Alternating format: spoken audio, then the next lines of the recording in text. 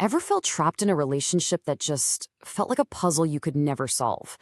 Where every single day feels like some kind of test, but you are never given the rules? Well, today we're going to unpack that exact feeling. We're going to use this really powerful metaphor from our source material, the narcissist's maze. And it all kicks off with one single fundamental rule.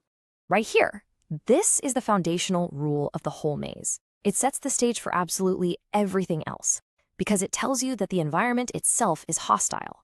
The very ground you're walking on is designed to be unstable, to be dangerous. So what does that actually look like day to day? Let's break it down. So, this treacherous floor, it represents that constant state of tension and insecurity that you have to navigate. But here's the thing, it's not always the same kind of danger. Our source material tells us that the floor has two very distinct and, well, equally hazardous conditions. Okay, first up, you've got the days you're walking on eggshells. This is a state of quiet, cautious prevention. It's a kind of hypervigilance where you're constantly monitoring everything, your words, your tone, maybe even how you breathe, all to avoid cracking that incredibly fragile self-image they've built up. It's just an exhausting, high-alert way to live, always trying to keep the peace. But then there are the other days, the days where the floor turns into a straight-up minefield. This is what happens when, no matter how careful you are, you step on a trigger. It could be a totally innocent comment, something you didn't think twice about, and suddenly, boom, it detonates this huge explosive reaction. Why? Because it threatened to expose that weakness they hide so well.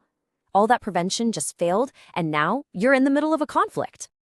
What's so useful about seeing it this way is how clearly it lays out those two different modes of survival. Walking on eggshells is all about proactively defending their ego. You feel constantly on edge, but your goal is to avoid the fight. Navigating a minefield, on the other hand, is what happens when that fails. It becomes about reactively defending yourself, because their own psychological defenses have collapsed and they've gone on the attack. Okay, so navigating this treacherous floor day in and day out, it takes a massive emotional toll.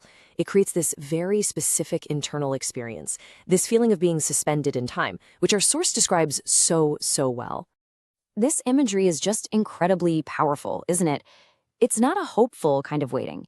It's monotonous, it's draining, it feels endless. That boring repetition of the water drops, it perfectly captures that feeling of being stuck in a cycle, just hoping for some kind of change that never, ever seems to arrive.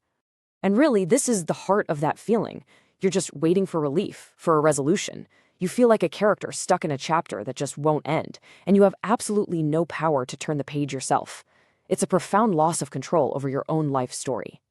So you get it. You understand the floor. You know that awful feeling of being trapped. You think, okay, I'm working on solving this one big, complicated maze. But this is where we hit the single most important revelation in the source material. This is the part that changes everything. That struggle you've been facing, that one single puzzle you've been trying so desperately to solve, it isn't single at all. See, it's actually one giant maze. A kind of superstructure, and it's filled with dozens of smaller, interconnected mazes inside of it. Think about it. There's the maze of money, the maze of your relationships and friendships. There's even a maze built specifically around your personal weaknesses. And it goes on. The maze of exploitation, the maze of dwarfing, that's that constant feeling of being made to feel small and insignificant, and yeah, even a maze of just totally fabricated chaos.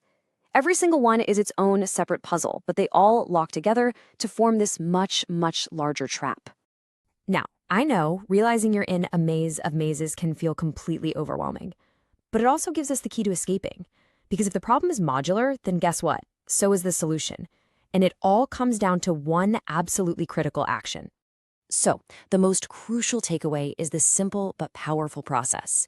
You don't try to solve the whole labyrinth at once. You just pick one small maze, just one, and you solve it. Maybe it's the maze of money. You get out. Then, and this part is vital, you set a firm boundary, a non-negotiable rule that prevents you from ever going back into that specific maze again. And this illustrates the true purpose of a boundary so brilliantly. It's not a weapon, it's not a punishment. It is a wall that you build behind you. It protects the ground you've already taken back. It makes sure that once you escape one of these mazes, you stay out, which frees you up to focus on the next one. And that leaves us with this final thought. When you apply this framework, the impossible starts to feel possible. It turns a giant, tangled mess into a series of solvable steps. So the real question isn't, how do I escape the whole thing, but instead, which small maze will I solve first, and what wall am I going to build to protect my freedom? Thanks so much for joining me for this explainer.